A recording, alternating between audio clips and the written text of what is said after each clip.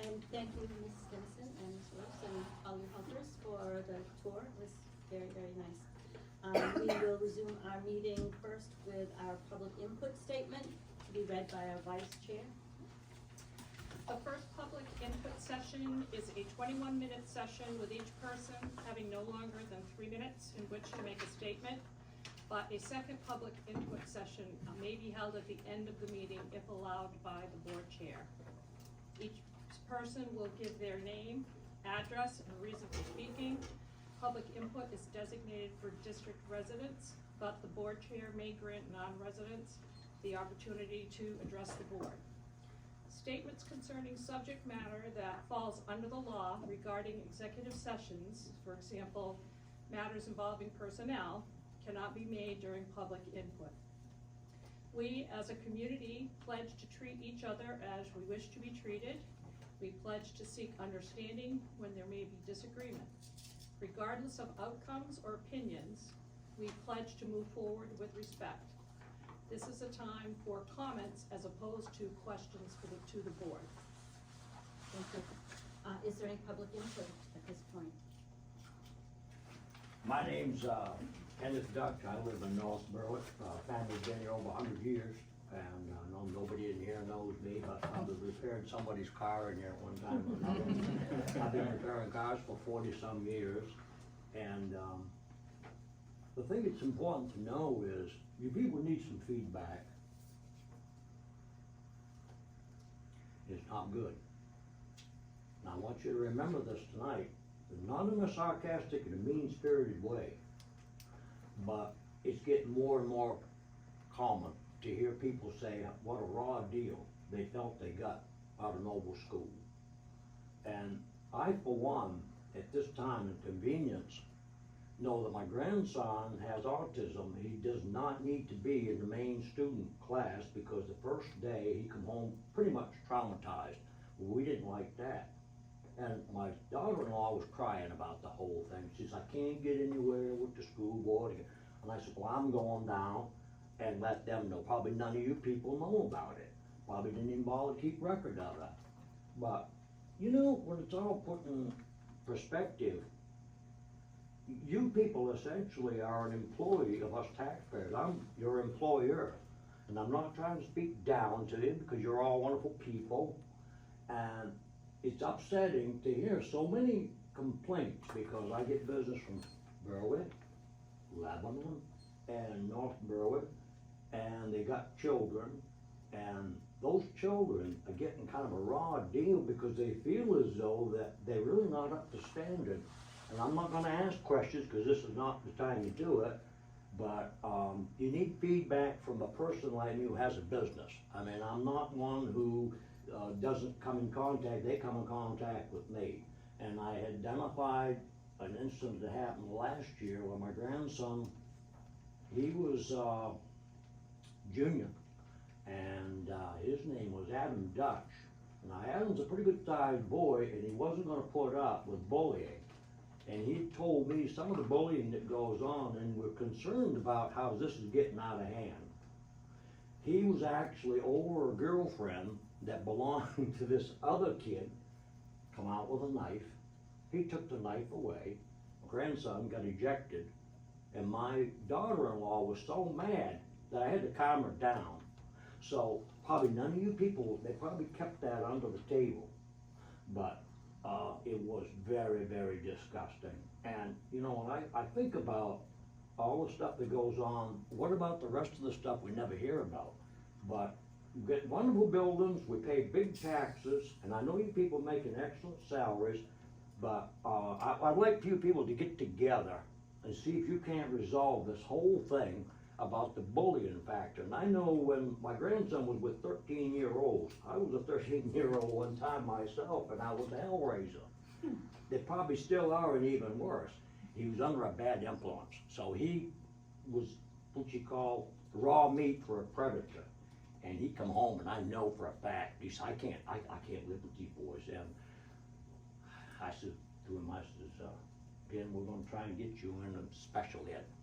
And I don't know why in the world he was stuck in there with those mean-spirited kids, because I was 13 years old too myself. Sir, sir, can I just, I hate to interrupt, but My time's up, okay. it's been 3 minutes, I'll give you like 20 more seconds, but Well, it's been- I but think you thank got you the for your general input. idea. Yes. Am I right or am I wrong? You got it. Yeah, well, that's why I come tonight. Thank you. Any other public input? I'm actually reading this on behalf of somebody else. It was dated October 16th, 2023. Dear Superintendent Beauvais, Assistant Superintendent Austin, and MSAD 60 board members. I am Jeremy Caston, a Berwick resident and parent of 3 children in MSAD 60, 2 of whom are XL identified, the other is in kindergarten. One of my fellow parents will be reading this letter for me, as I am helping out BCN running the live broadcast of the planning board meeting. My wife is coaching youth soccer tonight, however, the school board is top of mind and wanted to share an update. When I spoke over the summer, I promised I would remain involved. To be honest, my middle child has had a difficult time.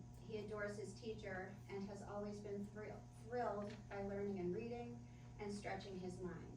However, after starting at Knowlton this year, he has been miserable. He didn't want to go to school, he was having a hard time regulating emotions and he started showing signs of depression. He was suddenly not the vivacious 9-year-old we all know. He started to tell us he didn't like school, and this raised alarm bells. When I contacted his teacher, the XL teachers and director, and others at Knowlton, MSAD's team went into action. We scheduled a meeting with Mrs. Bowie, Miss Mossman, Mrs. Sahagan, Mrs. LaFrance, Miss McDougall, and Principal Keniston. We discussed that this is a fairly common occurrence with XL students, and we learned of ways the XL program meets these needs and difficulties. Because our son had been working with Mrs. Sahagan at Hussey School for many years, she could speak to his specific needs and how we might get him back on track.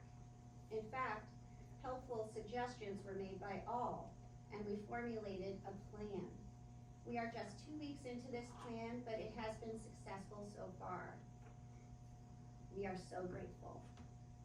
We are especially grateful for having a great XL director in Mrs. Bowie, who was able to help to streamline and plan during our son's difficult transition between schools. Most importantly, we didn't lose a 4th grader who loves learning to the notion that he didn't like school. We had a team in place that had been working with him since kindergarten and in a short time started to reverse his experience. Thank you for valuing the individual needs of all children. It is working. Jeremy Caston. Thank you. Holly, can you, yeah, thank you. What, yes, Greg? Mark Roulard, 62 Oakwoods Road, North Berwick. I ran for State House Rep last term, and I went out and knocked on a lot of doors and talked to a lot of people. I was astonished to find out how many people have pulled their kids out of school and now homeschooling. I know you've mentioned you lost a lot of kids. What are the number of kids have you lost through your school district? Is that something you could answer for me later? You can later, yes. Thank you. Yeah. Any other public input? Thank you. And let us now take a look at the minutes of the September 21st meeting.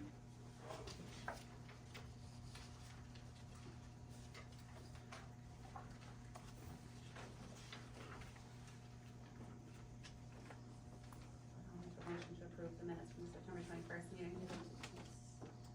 Anyone second? I'll second. All in favor? Any abstains? Right, so we have abstention. And we'll move on to the minutes of the October 5th meeting. Everyone have a chance to look at that? I have a correction, because we had someone run the meeting because of the absence of our chair and our vice chair, and it's not noted in here that we had someone. Okay. I believe it was Kathleen. Mhm. And, just to make a note on this, Kathleen was just kind of put in there, we should have voted on that. We should have had a nomination and a vote on that as well. we did not, but maybe next time, if that should happen again. Thank you. Anything else, anyone else? I'll make a motion to approve the October 5th, meeting minutes. Second? I can't second, I wasn't there. I can't say. I'll second. Yeah, sorry, I was watching your edit. All those in favor? Do we have enough? One other thing, sorry, I had to catch it. That's okay, So, sorry. in where we're talking about, I'm sorry, it's just, the assembly, Mhm. Oh, yeah. Josh Tabor had a few comments. Shared his thoughts about NSBA organization and that he is not necessarily in favor of allowing them to reflect his own thinking. I think it had a little bit more involved in it, so, because he talked about what the organization actually was. So can we add that back in, what it actually is, what it does? Cause that was kind of explained to us. Yeah, thank you. Down below, it says MSBA currently represents school boards at the state level. What else But would you what like in what there? it does at the state level, what is it doing? I mean, Okay. What is it doing? Yep. And why we need someone to go there if, cause I know it's not absolutely something we have to do, but Right. why It's we not should have somebody mandatory. going there. Okay. Like proposing legislation, is that the, Excuse me? like proposing legislation and that kind of stuff? That kind of stuff, Okay, yeah, that what makes they're, sense. what they're doing, yeah. Cause I know we talked about that, and I think it's just important. So, Sorry about that. I think, yes, Okay. we need to, I'll make a motion accept to- them as amended. Accept the October 5th minutes as amended. Okay, I'll second.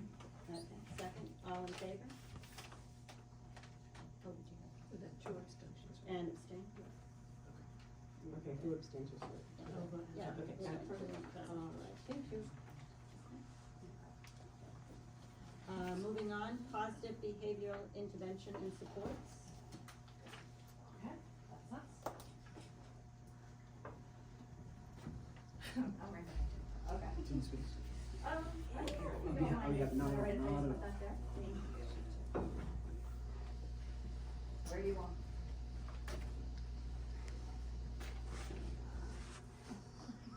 So, I'm Michelle Keniston, principal of Knowlton School, and this is Missy Royce. She is our behavior interventionist, and we were asked to share kind of just a little bit of the journey that Knowlton started about 1.5 years ago now, with the state of Maine, Department of Education, and the University of Maine system. It's called PBIS. And we are part of a 3-year cohort, so it's grant funded, we applied to join this cohort. Knowlton School joined last year, and our other elementary schools have joined this year. So, maybe, okay. So, this is the Department of Ed, and this is what we're working on. So we just wanted to let you know kind of what this is. What it is not is a program. What it is a framework. Pause to read.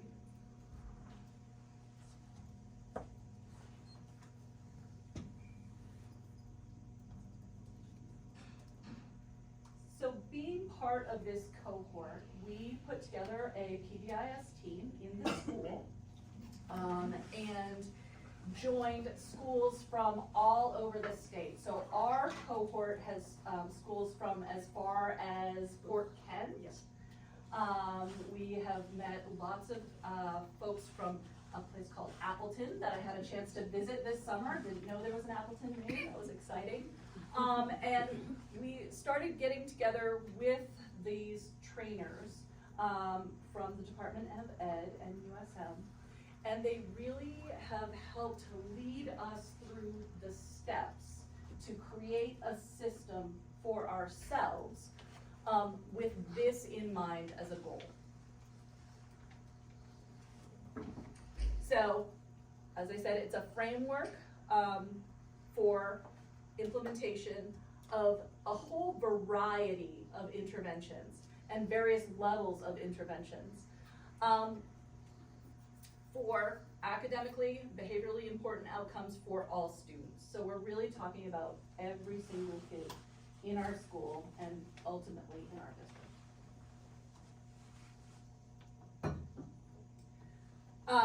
So we talk a lot about PBIS as being not something on the plate for teachers, but the plate. So as you walked around the school, you probably saw lots of things that said RISE on them in various places. If you looked at our, went to go into our bathroom, there's suddenly a sign that's telling you how to appropriately use the bathroom. If you go into the cafeteria, you will see that.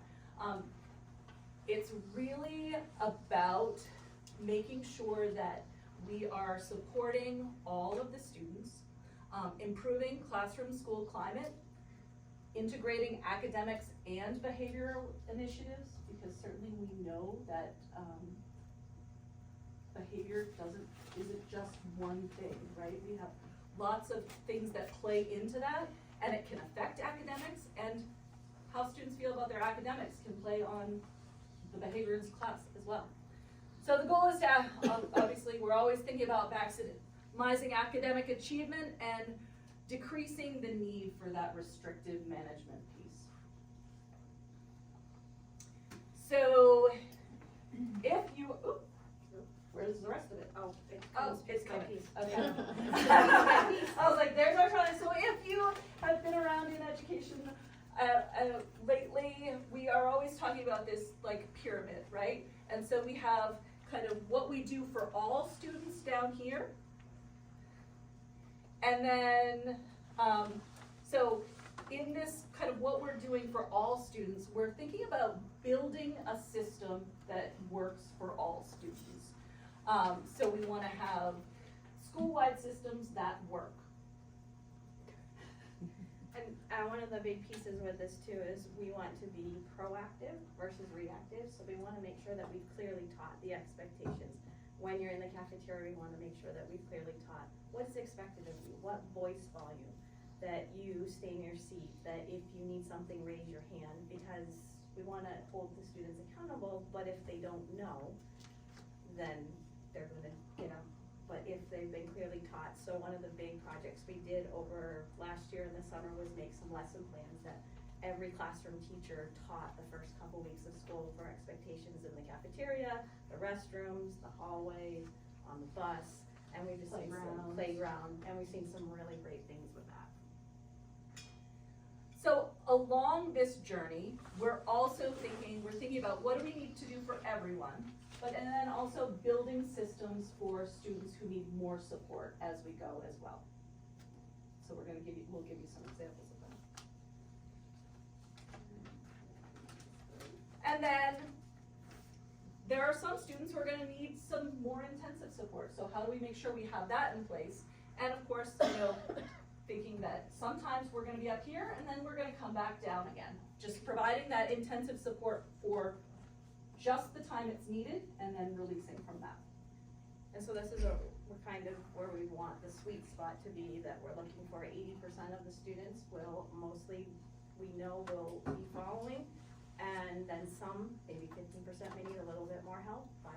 So we're looking to reach that 100%, but we also know that it looks like some people may at one point be doing great, may need a little bit of help, some reteaching, some examples, some small groups, and then they're right back into just knowing what to do each and every day. So these have been our steps. We developed a team. We have a great team here at school that's worked really hard. Developing a purpose statement, identifying school-wide behavior expectations. This took a long time to really drill down at making sure that all of us understand what is expected at all times in every location. You wouldn't believe how many conversations it takes to really drill down to, well, what are the recess boundaries? And like, is this really the boundary? What if a ball goes here? And just takes a lot. And one of the things that I think also helped us, or that I feel helped us, was the collaboration amongst the whole staff. We would come with them from the team saying, here's some things that we feel is important. What do we all feel? And we would spend a staff meeting, 20 minutes of it talking about it and really working together so it's agreed upon the whole school. All the staff is like, yep, we agree, we like this. We're gonna encourage this. And exactly how we're gonna say it to students too, because language matters. So we've developed our school-wide expectations. We developed procedures and lesson plans on how to teach this.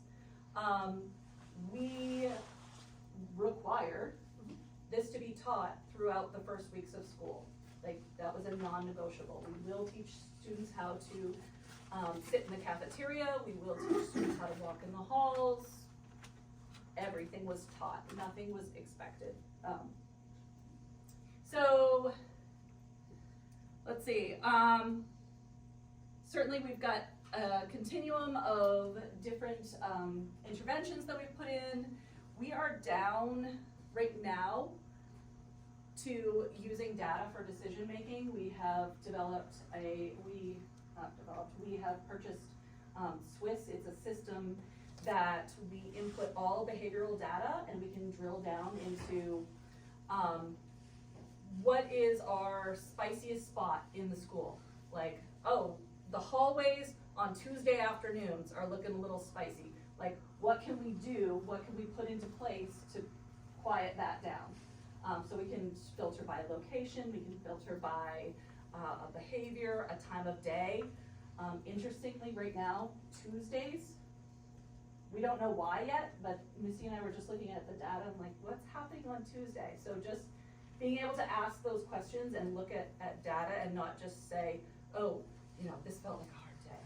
And so then we can also target and say, all right, staff, can we take 15 minutes and just review and repeat the expectations in the hall, the expectations in the cafeteria to make sure that everyone's understanding. And also with the developing the continuum of the strength and with the expectations, it's wordy. We've also done part of the incentives, and some of you in the office might have seen the big jugs with the coins if you walk by. So what we do is students are able to earn a coin if a staff member sees them showing integrity. So RISE stands for respect, integrity, safety, and empathy. Those are what we've decided our core values here at Knowlton are. And so if we see a student helping another student, we say, hey, thank you. That was showing real empathy when they dropped their books and you helped them pick them up. Thank you. And they go in their classroom and they pop it in their classroom jar. When their classroom jar fills, they have decided on a classroom incentive or reward. Could be a pajama day, an extra recess. Anything but a backpack day seems to be very popular right now. And then they take the full jar, go into the office and empty it into their recess container. And so that's 3 or 4 classes that are working together to earn an extra 15-minute recess. When that gets filled, we have another big container where they dump it in so that when that's filled, it's a school-wide. So it's not only an individual incentive, it's also community for our school.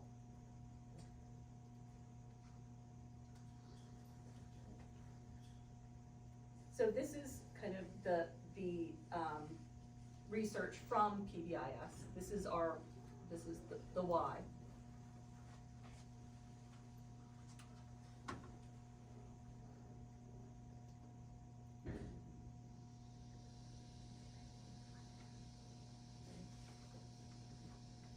And here's what it looks like on the ground here. So here, this is some of the work we've done. So when we talk about expectations, we call it our matrix. These are all of the expectations for bathroom, hallway, cafeteria, playground, assembly, and bus. And we talk about it in terms of we have integrity when we take responsibility for our actions. We have integrity when we ask for help when needed. And these are the words that we all use with students all the time.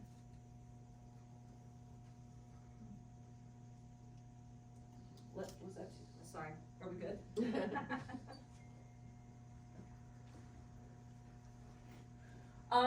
But like I said, a lot of this building the system. It's not really about the coins, it's about building the system. So one of the things that we had to do is really think about our school and behavior.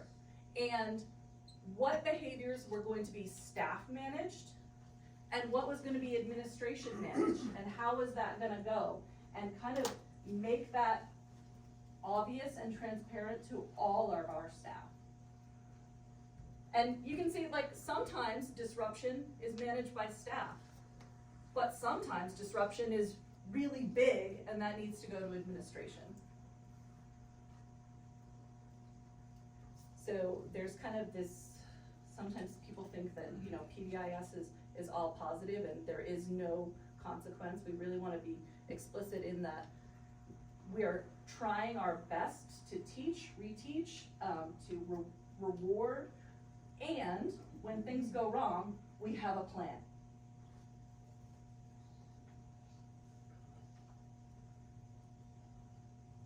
We developed our own referral sheet that goes along with our whole plan. So this is what gets inputted. We have kind of student data up here, locations, that's how we track by locations, whether it was staff managed, administration managed. We also think about what the motivation of the behavior is. And this is important when we get multiple referrals on a particular student. Like, are they looking to get peer attention, adult attention, a thing? Are they looking to avoid adult attention, peer attention, or an item, an activity? So really trying to think about what is the root of behavior. These are various actions that could be taken: timeout, recess, conference with student, loss of privileges, parent contact, individualized instruction. So thinking about what is the lagging skill that, you know, could have been the cause, in-school suspension, modified recess, restorative practice, and then others involved. And so a staff member might fill this out, put it in Elise and I's box. We either, if it's this, we just input the data. If it's administration managed, then we know that we have an action step.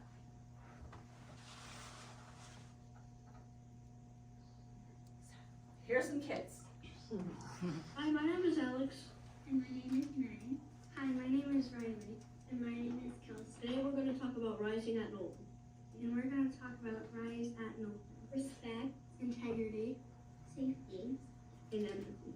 The reason why I feel safe because of Rise is because I'm focused. I feel safe because the teachers are around me and friends. People include me. People be kind to me. And people care about me, and teachers help me when I need help. Because of Rise, we can have more fun in school, and we also have more activities that we can do to get the fun things done after we do our work. Rising also helps us work great together in groups and work. Because of Rise, we can get our work done and still have a lot of fun things to do afterwards.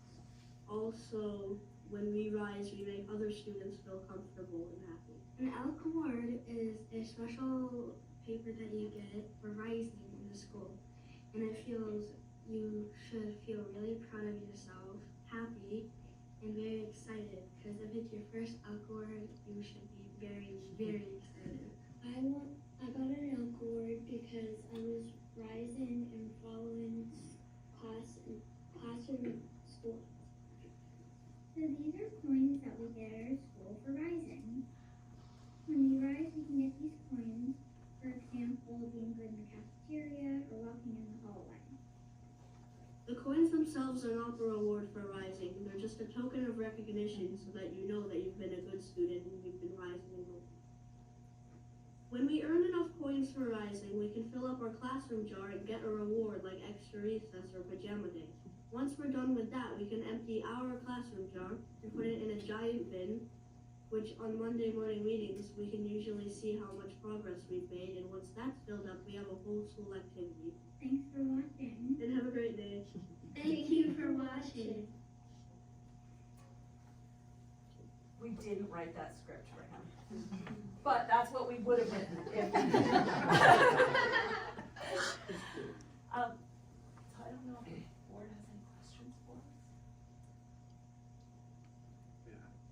questions. I always have lots of questions. Okay. Would you mind going back to like, I think it was the third slide or so, second or third slide, it was where you were talking about academics, climate, culture, the kind of main goals, or I think that's the one, right?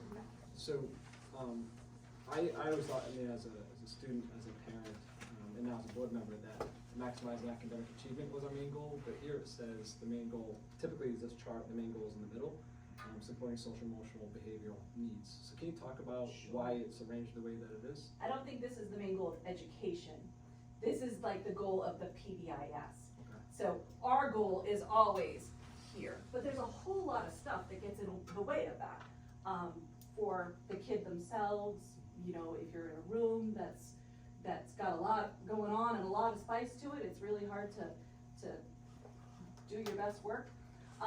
So, you know, really when we think about PBIS is we want the framework to do all of this so that the teachers and the students can do this. Along those lines, because you talked a lot about data and how you're collecting a lot of data through PBIS, through Swiss, Yeah. things like that. Do you have data prior to PBIS that would be measuring the integration of academic and behavior initiatives, the academic achievement of students for years, the reactive management, and the classroom and school climate? Do you have assessments on that So prior to PBIS so that we can compare with PBIS? Do you get what I'm yeah, saying? I It's do. like comparison, I do. yeah. So we're starting to do that. The Swiss, we just came on board now. So prior to this, I would keep a Google form, right? And a kid comes into my office and I quickly enter.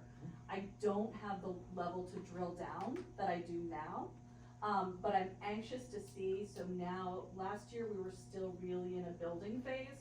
I'm anxious to see this year, how this year lines up to last year and the year before. And we'll have all the academic data. We do have do you wanna show part of this is that we are surveying students, teachers, and Hi, my name is families Alex. twice a year.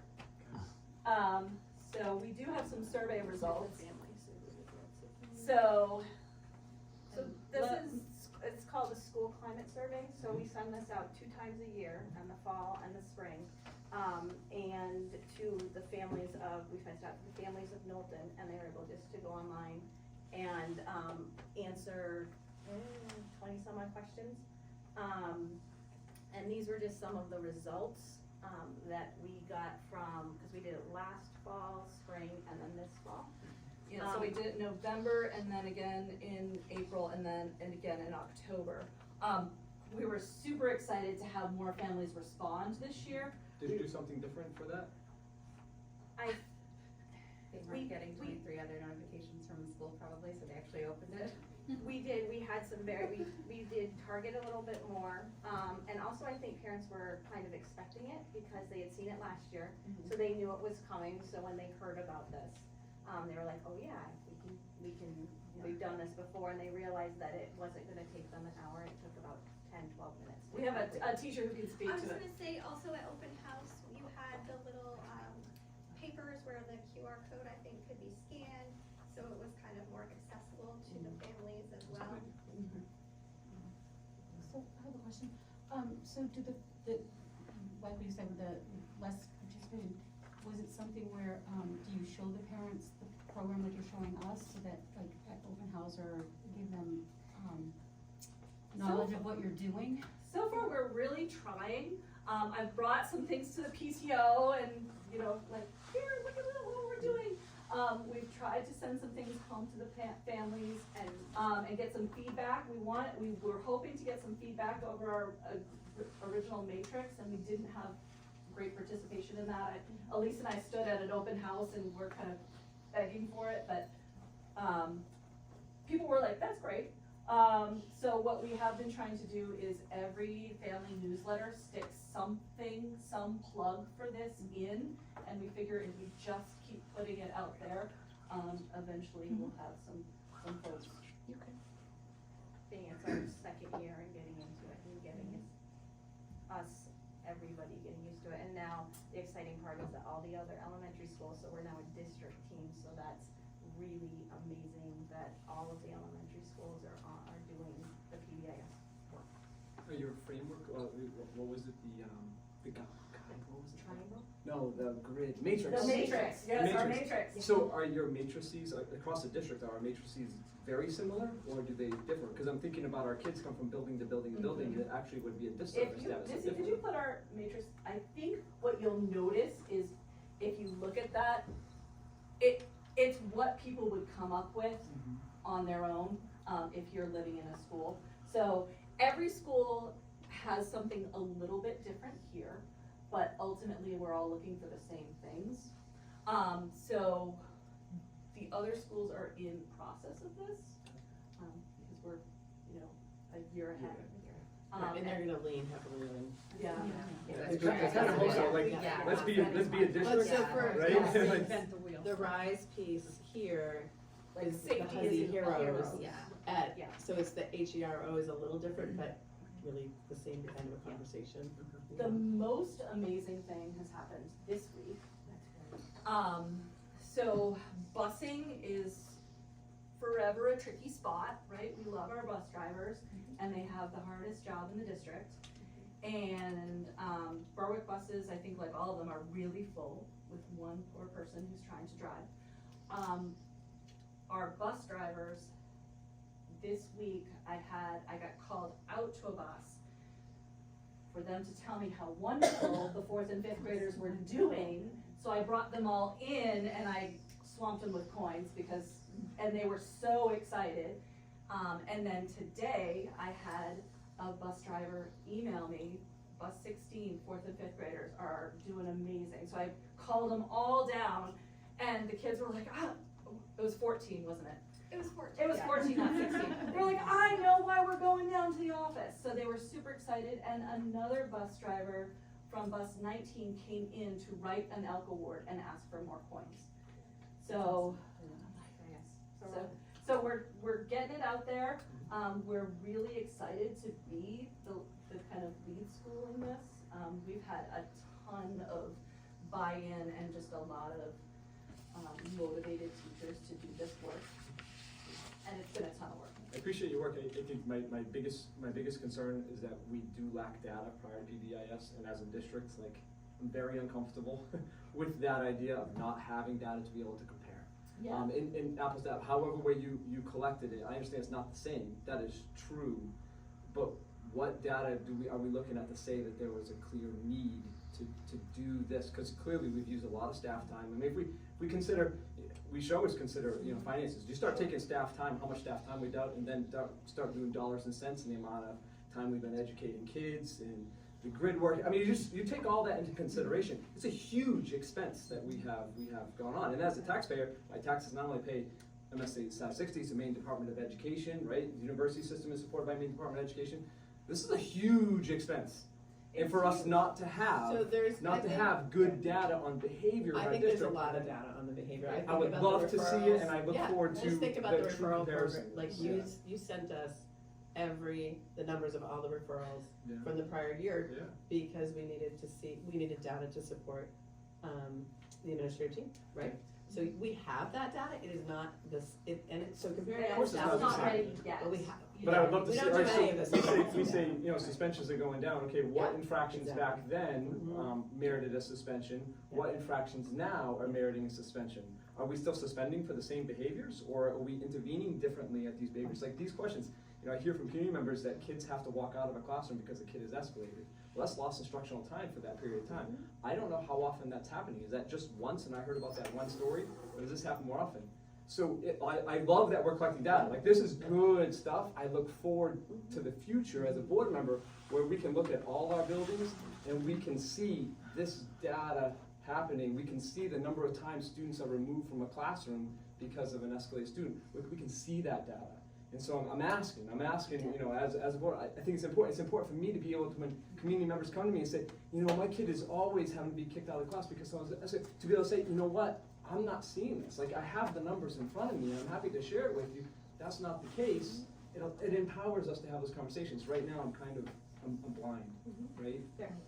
I think this is a lot like standardized testing changes. You can't compare them next to each other, but I do think anecdotally, we've heard some tonight, I hear it, I know, and those kinds of interruptions cost a ton of not just teacher resources and money to the district, but a lot of emotional damage to the kids that are impacted by those. I'm absolutely thrilled to see this, and I'm quite certain people could pull out some, intervention numbers and document that this is valuable, and eventually we will be able to look at it over Yeah, a I mean, I period of have my time. referral numbers from last year, we have suspension numbers, we keep all of that, and we have to give it to, we have to, so. I am very grateful for the time you've all put into this, because I do think that those issues, social emotional issues, are really big interference in the ability to cover academic work effectively for a lot of. Absolutely. Thank you. So who are you including on the team for like the administrative piece of this, that you brought together a team to kind of? So we have a school team. Our school team is myself, our assistant principal, Elise Felucia, our school social worker, Missy Royce, our behavior interventionist. We have 2 classroom teachers, one 4th grade, one 5th grade, and a support staff member. Any parents? Not yet. Is that something maybe in the future, to have some parent input into that? Yes. And then we're also have like a district team that is right now, heavy on the administrator side as we start to launch. Does that look like it's gonna be parent involved and Yeah, community it will involved be, as well? right now we're just trying to get ourselves. No, I get set, yep. Okay, so this software that you're using, is this owned by the district or is it third party? It's third party. It's third party, They yeah. signed a data privacy agreement. I don't know if that's where you're going, but. It is where I'm going. So are parents fully aware that this information is being tracked by a third party? That is not something that I've talked about with parents. Are student names in it? Yes.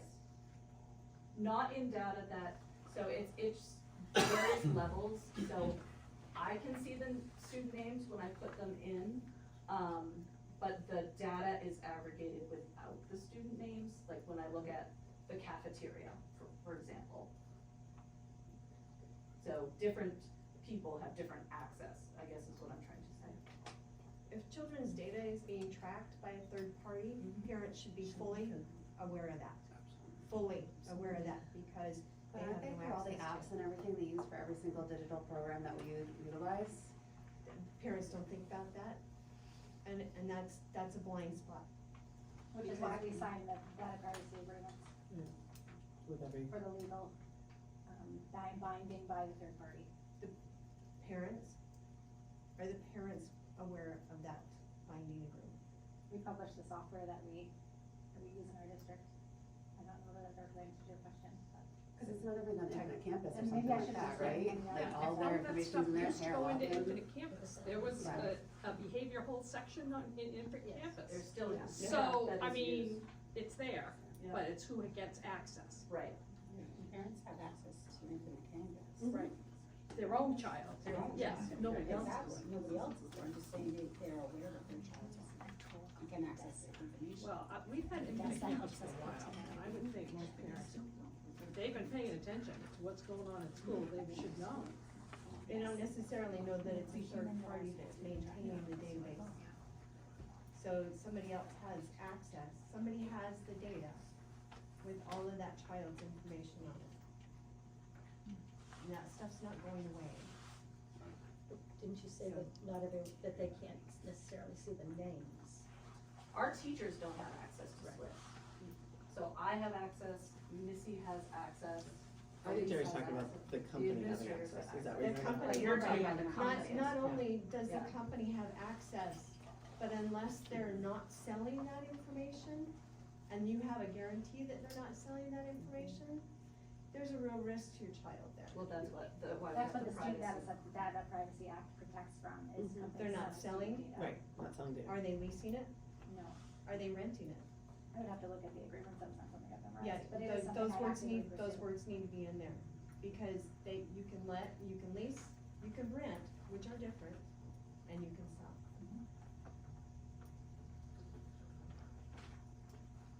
Thank you for your information.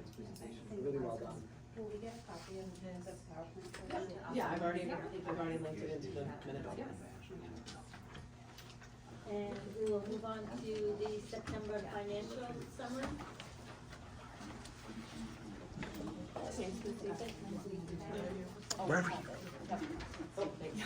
So here's the hard copy going around.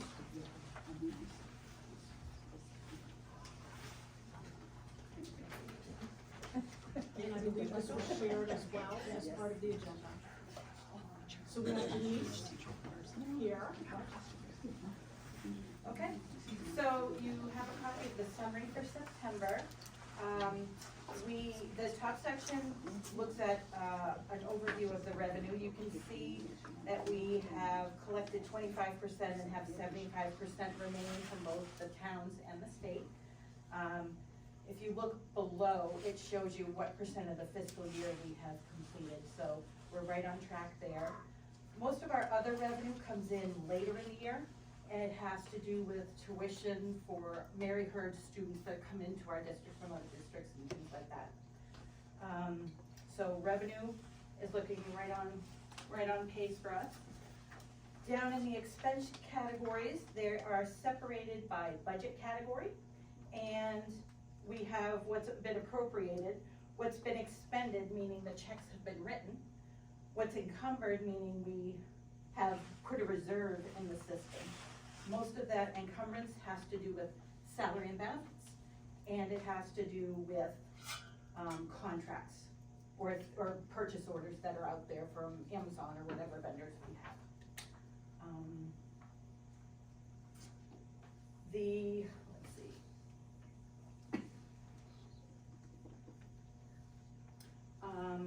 At this point through September, I really only have two areas that I'm paying more close attention than others. One is athletics transportation, and if you followed us at all last year, you know that we are having trouble finding enough drivers, bus drivers, to get our athletic teams to their competitions when they're away. So we increased our budget from fiscal 23 to 24 to kind of tackle some of that expense. Currently, we've spent approximately 47.5% of our budget for fiscal 24. We are always hopeful as the year goes on, and last year kind of showed it, that sometimes we are able to get some drivers to be able to take those runs. And we are also looking at alternates at every turn to try to see if there's another way, whether it's, we have some vans in the district, can we get a small group of kids somewhere with a non-CDL driver driving them? So anyway, that's one area. The other area is electricity. I know you all have experienced some of this anyway. Electricity bills for us include some service charges, which are minimal. Generally, those are for the blinking lights that you see near the schools and things like that. You have delivery charges, which they assess based on kilowatt hour, how much electricity are you using, and supply charges, which are also based on kilowatt hour. Last year, we locked in a supply rate at 14.31 cents per kilowatt hour. Compared to right now, the rate is 16.6 or 7, and is supposed to be going up to 25 and even 32 cents per kilowatt hour. In February, I think that 32 cents takes effect. So that's one thing, so the supply side. So we're feeling good that having locked in. It is very much more expensive. 2 years ago, we were paying 6 or 7 cents a kilowatt hour. So we've doubled that cost in a couple of years, but we are locked in through November of 24. So in that time, we'll be exploring whatever options we might see and having some people help us try to navigate these waters. The delivery side is where we're hitting a little bit of a speed bump. We were notified on July 6th by a representative from CMP that they were raising our delivery rates by 42%. Let's see. They say it's largely based on the changes from LD 1711, which was a law put into place in 2019, which helped support solar and, distributed energy and things like that. I would say if you're interested in it, you can go and Google that, because it's, I'm sure it's complex. But the net result is based on our 23 usage. So I looked at last year's kilowatt usage, and I think this would mean an overage of somewhere in the neighborhood of $82,000. Two things that I'm looking at are, we have been doing lots of work with our HVAC systems in the district. We went out for a bond for that, and we have all of that work going on. In addition, we are doing lots of energy efficiency work. They were in my office last week replacing switches with timers. So now all the lights in our office are on timers and go out when nobody's using them. So there are lots of things we're doing to kind of combat the usage. And while 82,000 is a big number, we have spent through September of 23 about 14.43% of our budget, compared to last year's 14.86. So we're about 0.5% more in usage than we were last year. So I am hopeful, again, this will play out over the year a little bit, but I'm hopeful that we will see some savings in both our usage and how we're using electricity. But it's just something to be aware of. What line is electricity? Is it, maintenance? It's in the maintenance budget. So we tried to anticipate, because we saw how our supply rates were going. I think we were at 379,000 for the district in the 23 budget, and I think we're at like 518 for the 24 budget. So we'll probably be closer to 600,000.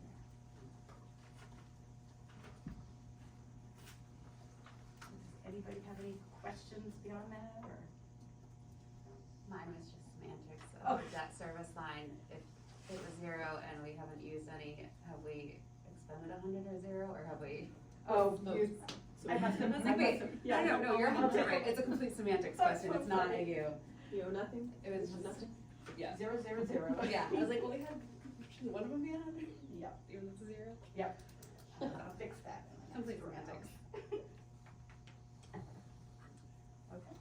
We share this every month, just so that we can, just keep everybody abreast on what we're doing as far as our, financial summaries. Appreciate it. Sure, sure. Thanks, Denise. Okay, Thank you're you, welcome. Denise. And I think the next one, I'm just gonna hang out here. Sure. Moving on, to technology lease approval. This is another hard copy, I know it was sent out as well, but I know that sometimes hard copies are easier to read. There is a motion on here once we get through the discussion. So this, we have, Bridget is here from, our technology department. Brett is here as well, and Denise is here, and we're just gonna kind of go through this a little bit with you, but they're here to field any questions that may come up about this. So this was something that we budgeted, this was in our budget process last, our budget season. And, as part of the approval of the budget, this is part of that, so that's what we're looking at tonight. So this is really the, resolution to authorize the lease purchase of technology equipment in the principal amount of $457,000. So, again, we talked about this as part of our budget, moving ahead, and that was what when we did the vote in, the spring. So this is somewhat of an informal yet formal, because we have to sign off on this and make a motion to accept. But this is that follow-up from that vote. So, I'll make a motion that the resolution entitled Resolution to Authorize Lease Purchase of Technology Equipment in Principal Amount of $450,000 be adopted in form presented to this meeting? 457. Yeah, 457. Yeah, do we have a second?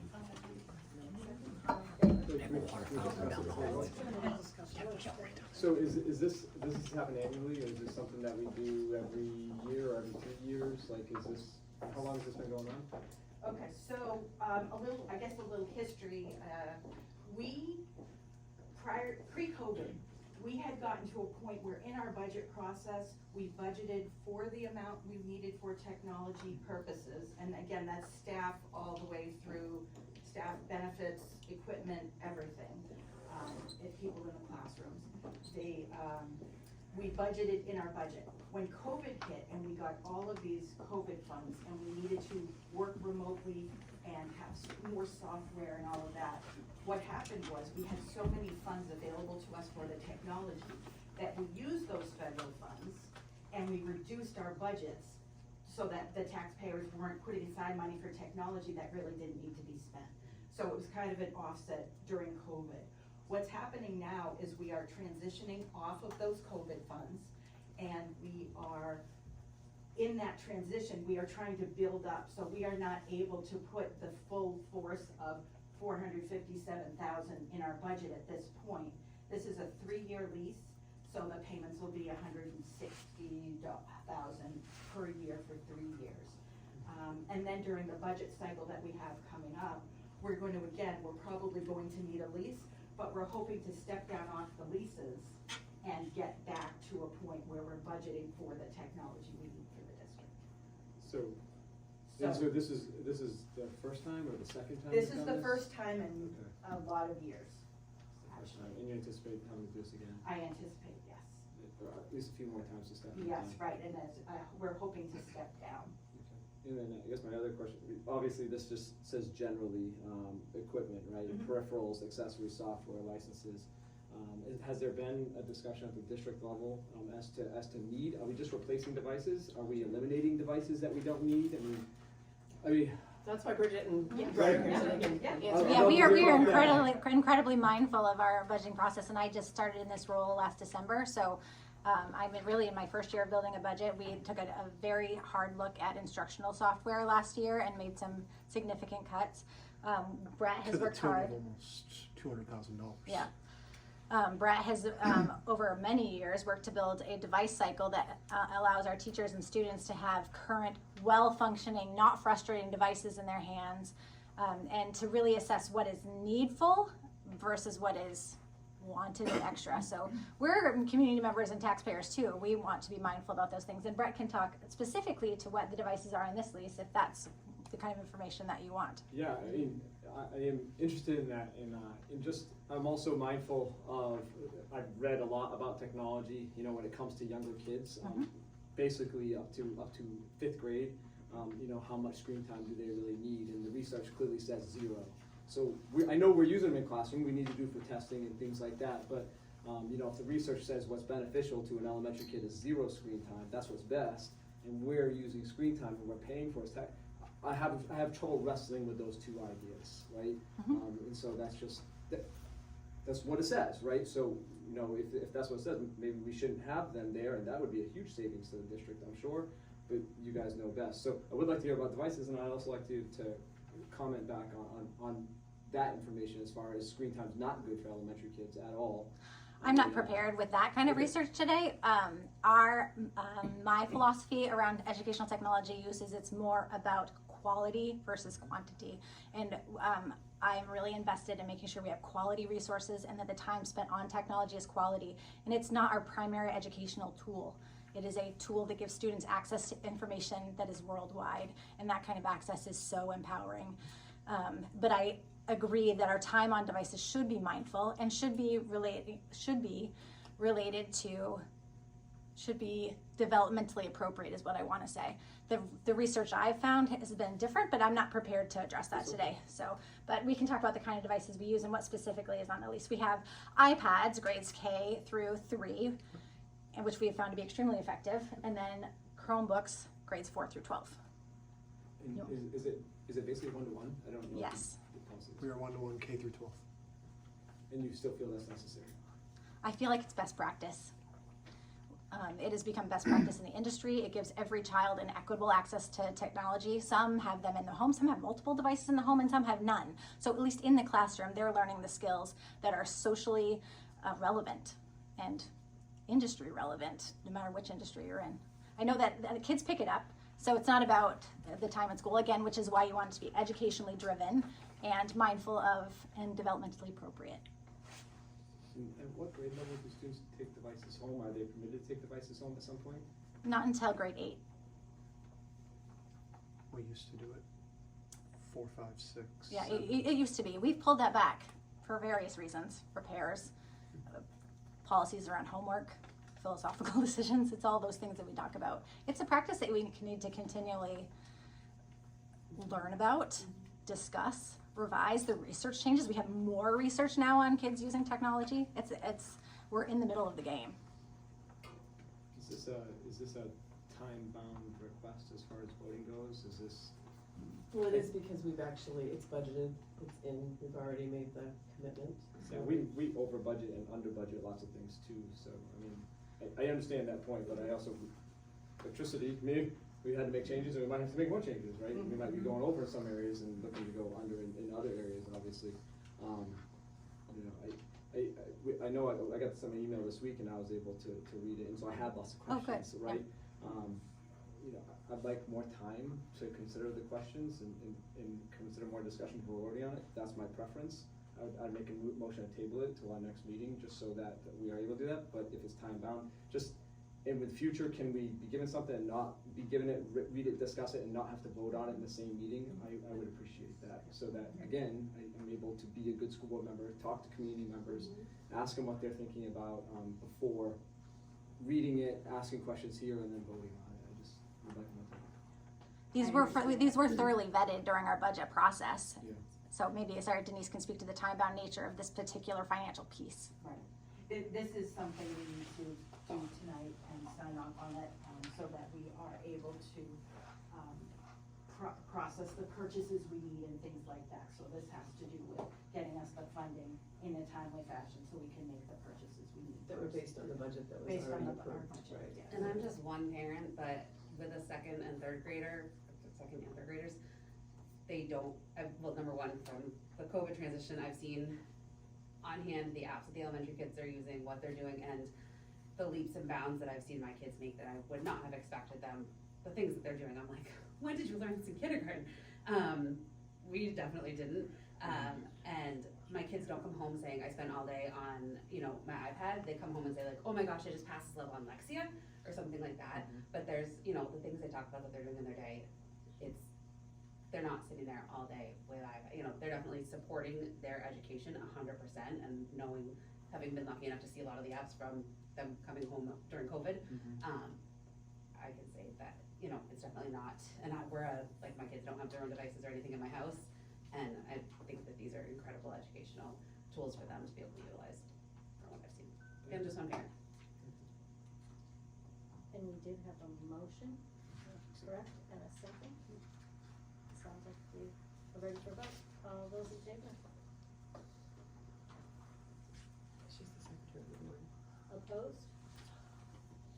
Yeah, I think we just need time to read it somehow and to kind of, because there were questions I had while I was reading it on the computer, but.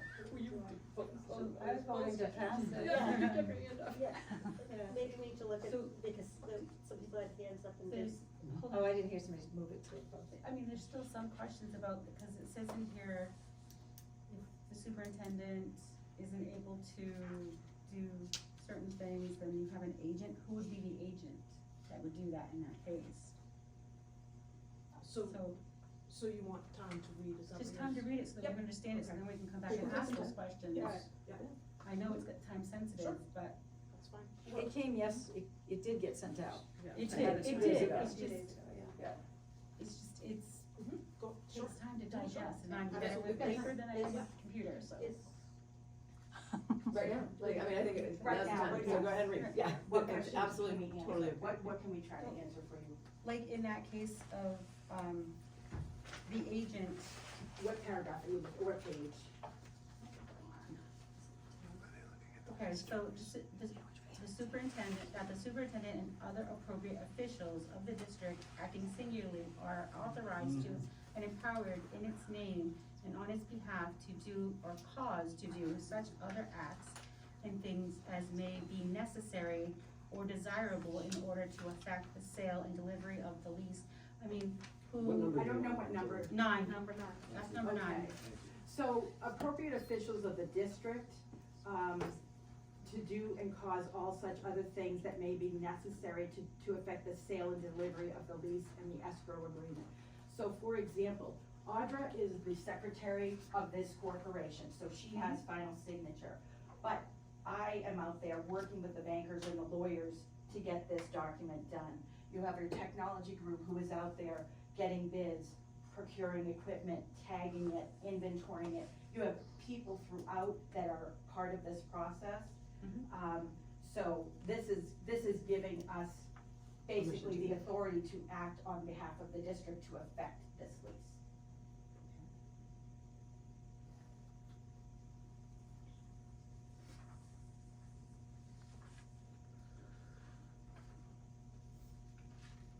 And as far as the escrow, what does that mean?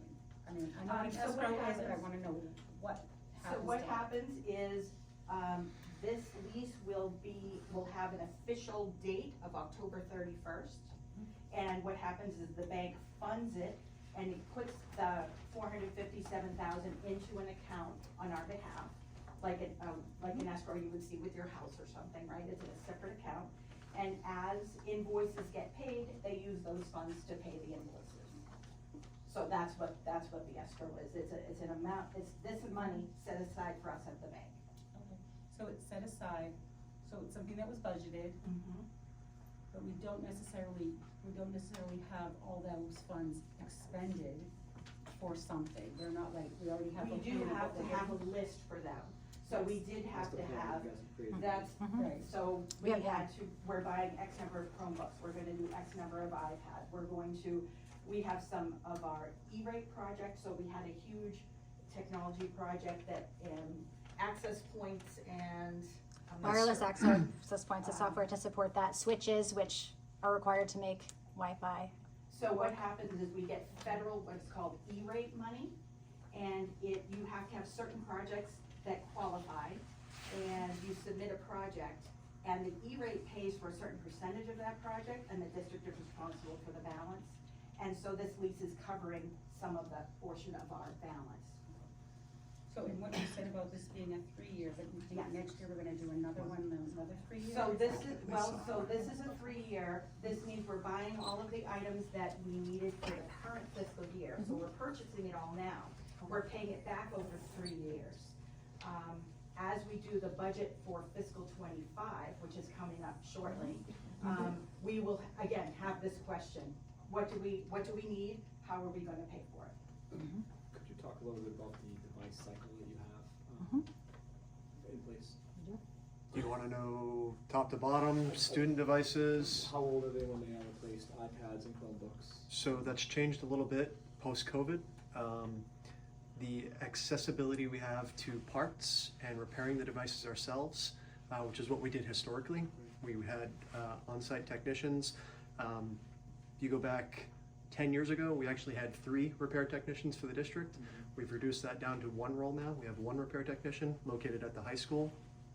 We use the inter-office mail system throughout the district to get broken devices back and forth to that repair position. The ability for us to get parts, though, since COVID has been a huge problem. And get those parts at an affordable rate. So that's been a big deal. Charging families for repairs, that's changed in the last 5 to 10 years. We only charge for malicious damage now. We don't charge for all damage. We used to give every family 1 free screen breakage, right? Screens are now, $300 a pop to repair. It's insane. So we're now on this is our first year of this.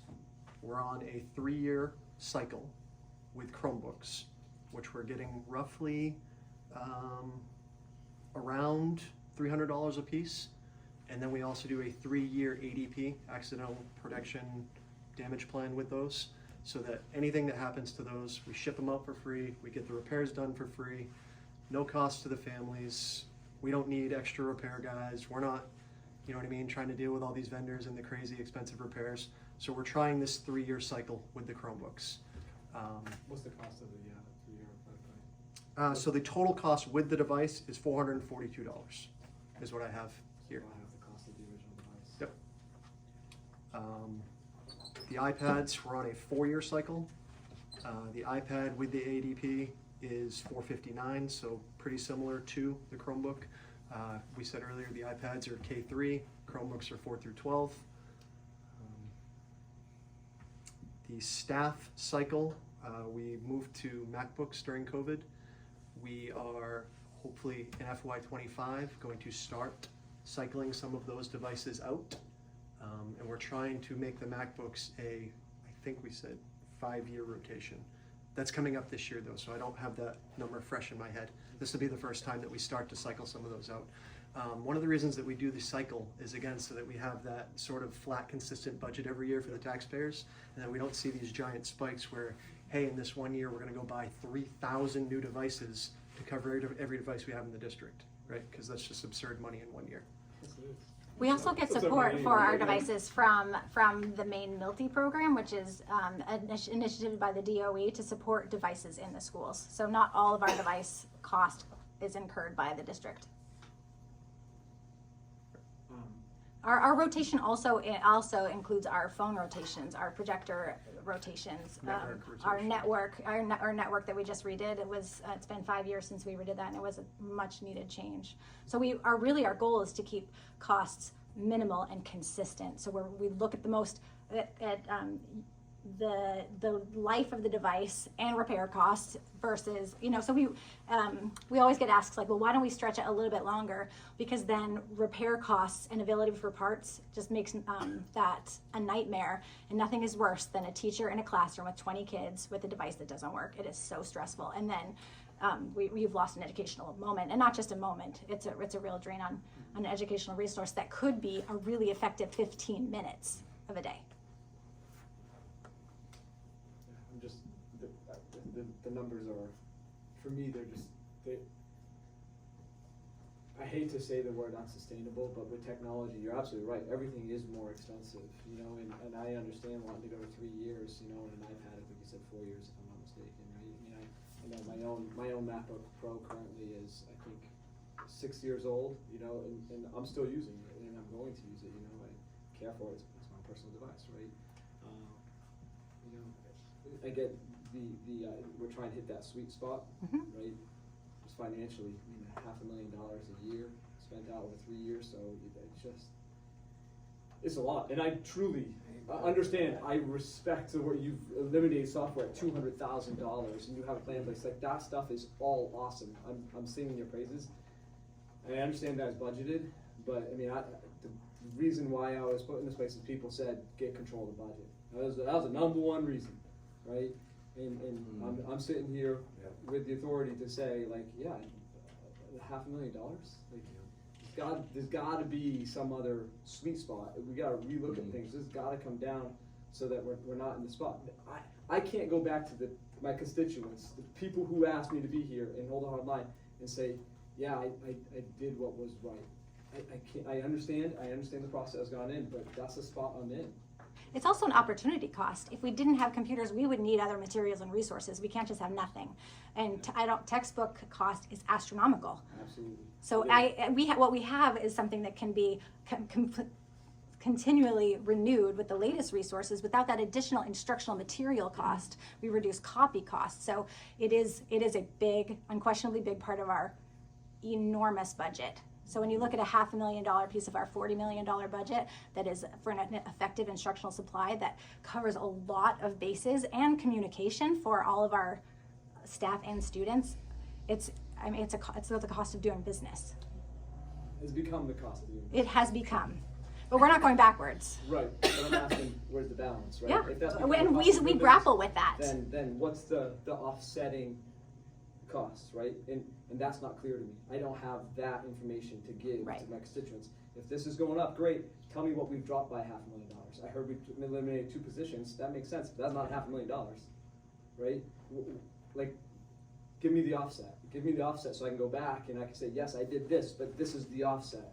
We're still good. I don't have that. But we can get you that, Josh. You can give me that? Yeah, I think we can. We talk about 2 positions. We talk about $200,000 worth of software.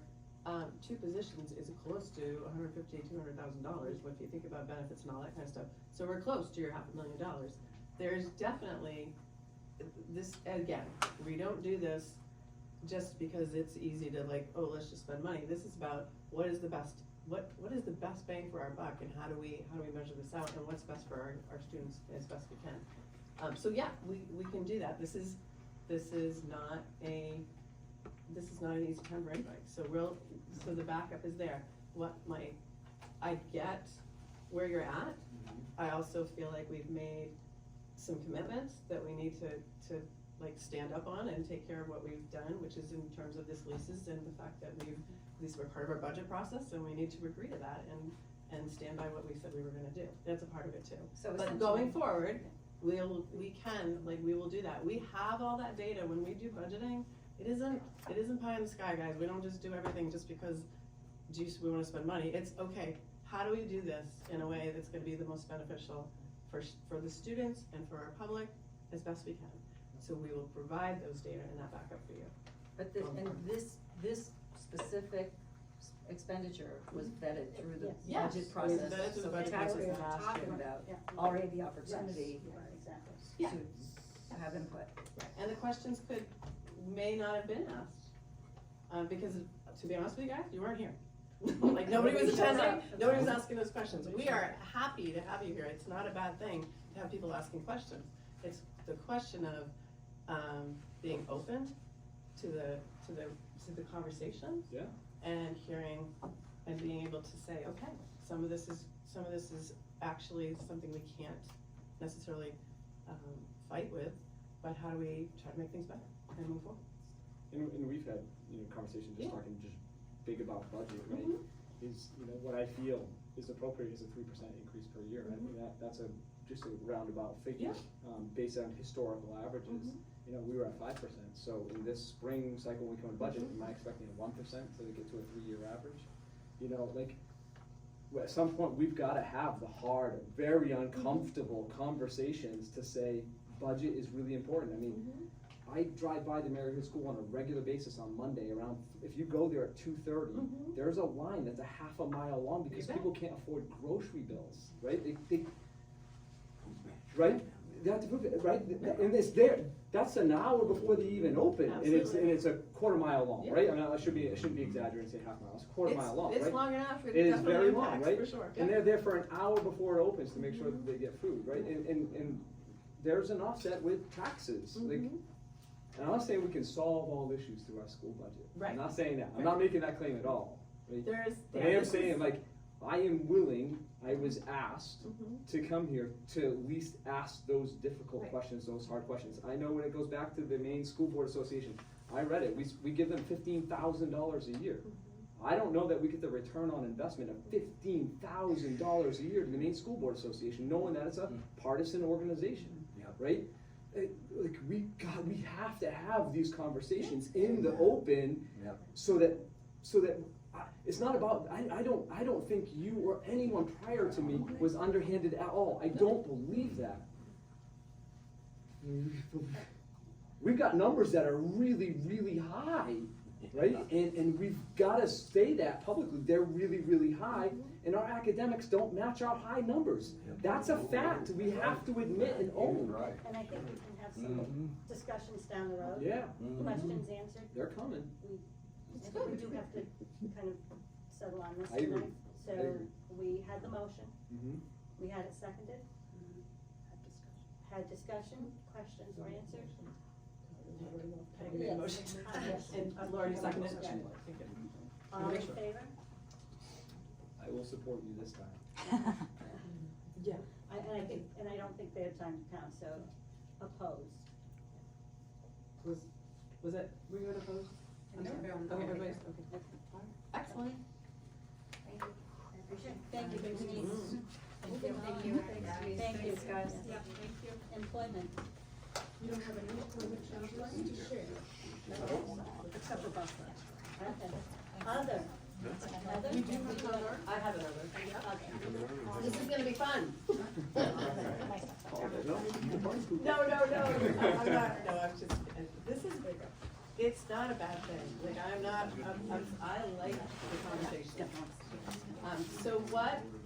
But this is, the problem with what I'm gonna talk with you about tonight is that it's timely, but It came to us just this week, so I just wanna put this out, which is why you don't have any of this information in front of you.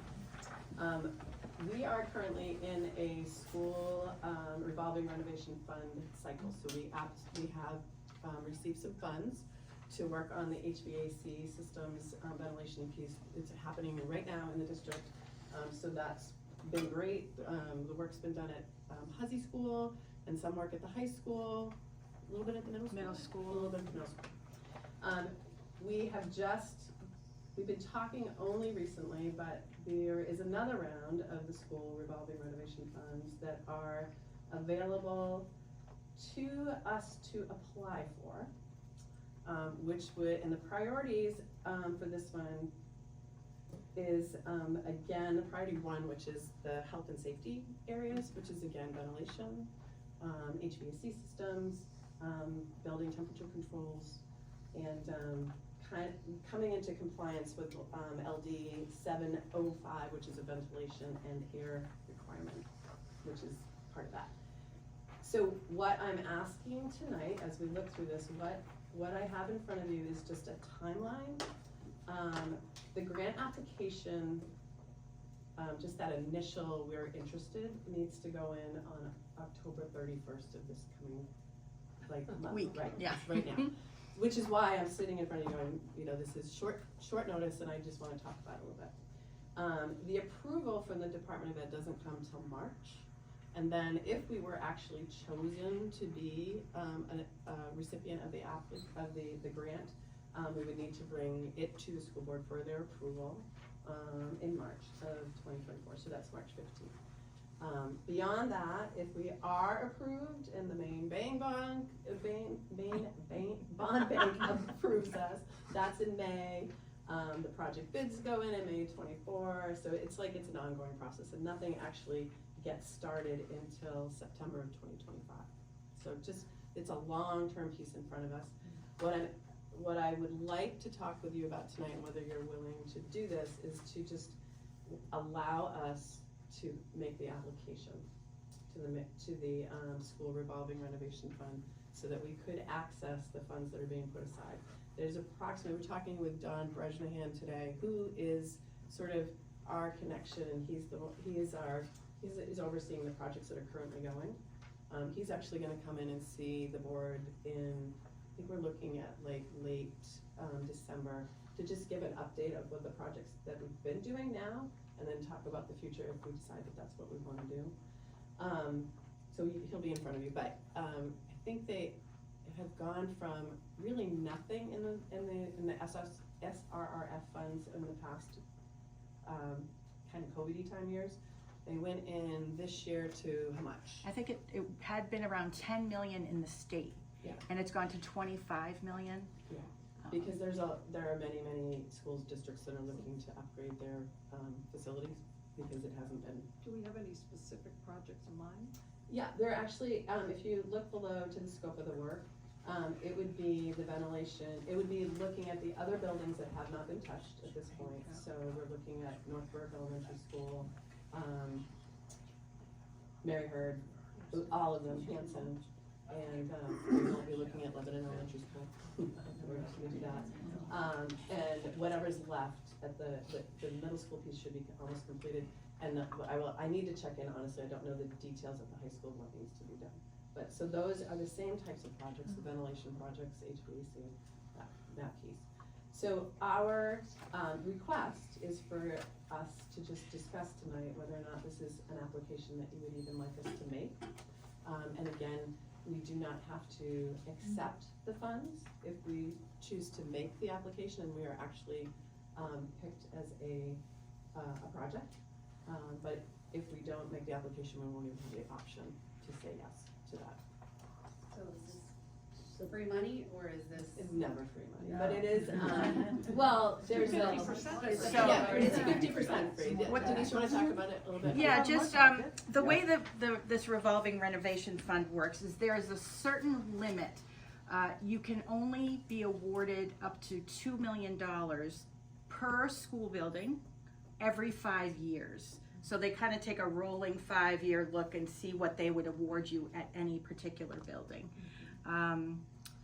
let's see, what else was I supposed So to? is it 50% is a grant and the Oh. other 50 is a bond? So what they do is they take your state subsidy percentage, so if the state reimburses us 51%, they take 51% of the total cost of the project and the state pays for it. The other 49% would be paid by the district at 0% interest. So they allow us to spread it, and depending on the project, it can go from 10 years to 20 years, I think. It may have increased to 25, but I think it depends on the project. And so that's the draw, Yeah. right? The state is paying half of a project that needs to be done, and our portion has no interest and is spread over years. So that's why it can be an attractive option. You know, it's not something that we're required to do, but these funds are not always available. Historically, the state hasn't been consistent with how they offer these funds. These are projects on our list. But anyway, we didn't just go out and like find things to. No, there's Okay, no, so it's helping. The buildings you mentioned, are they the ones that are currently not in compliance with the main LD 705? Yeah. So we're in the process of, with the work that we're doing right now, bringing everybody up to speed. I don't know that I would say to you, Josh, that I wouldn't say that we are like hugely out of compliance, because we've worked really hard over the, just to keep the buildings in terms of ventilation stuff up to speed. But for instance, Northburg Elementary School today, we have rooms that are really, really warm, and then we have other rooms that there's some differentiation in the buildings that we're trying to address, so things like that. The piece of it, I guess, that it's important though, recognizing that state money is also taxpayer money, and it ends up, hitting you. But the reality is they're going to give this money to somebody. And so the question is do we put our hat in the ring to be able to access those, or do we not? Because it is going to go to someone. I don't think there's any harm in throwing a hat in the ring at this point, because we can deny it later on if we're not able to get our budget in line. Exactly. Right? So we do it with, so the central office writes it with the folks that are typically, Berglingham is the gentleman that helped us with this last one. So you put it out to bid to get the right, these are all big. So you're paying a grant writer too? No, he just provides good information. We write these ourselves, but what I'm saying is with the information, I don't know HVA systems, so we make sure that we get the, I know a lot of stuff. Anyway, so we make sure that we have the expertise. So, and these are things that we were looking at anyways. These are things that are, yes, as you look at your capital improvement, program, we definitely are always looking to maintain the best in terms of ventilation. So we do it a little earlier, with a little help. Potentially. So if we make the application and get approved, and then if we decide we don't want to do it, do we get like penalized? No. Never It's get a just, grant? no, somebody else is happy there, you're getting No, you I- get a black corner. Yeah. They're always going to be accepting probably like a second tier. So if we chose to not utilize the funds, then the next tier would come in and take care of it. So even though we're sending kids to the Lebanon Elementary School, we're not going to put that in that particular I would grant? suggest, this is me, that we not spend money in Lebanon Elementary if we're looking at actually, closing that building down or something. For our plans, right? For plans, looking towards that. I don't think that's good money to go in Well, that and it probably direction. would cost more in that building than any other building to bring it up to. That building is Right. very much not gonna come up to speed. And very usable stuff. So that would be, again, there's big conversations to be had about like, either, moving forward in some sort of a building project in Lebanon only that would address the whole kit and caboodle. Okay. Would this include air conditioning at all? Or just mostly heating? I think, so there are some aspects of air conditioning that have been inserted into some of the, like at the Hussey School, there was an area that, because it was sweltering, 110 in some of the rooms. But it's all individual based on, like, each of the buildings is looked at individually, just what they need. The reality too, though, is we have summer school in every building. And so air conditioning is not really a bad environmental aspect, but We could talk about electricity is going up fourfold. Yeah. We've had a lot of discussion, so I would like, we need to go forward with, do we want to move forward? I would like a motion, just Make to a state that motion. it's okay for us to Then we sign go off on the forward with the- application process. All in favor of going through with the Thank you. grant? Thank you. Any other public input? On this, proposal for, the HVAC, is that fall under, efficiency made? The current one does. So we do have in our project that we're doing right now, we do have some efficiency projects that qualify. Some of the projects qualify, some of them don't. It depends on what Efficiency Maine is currently giving us money for. But that is something that they definitely take into account when they propose the cost and all of that. So what do you have to give up for that?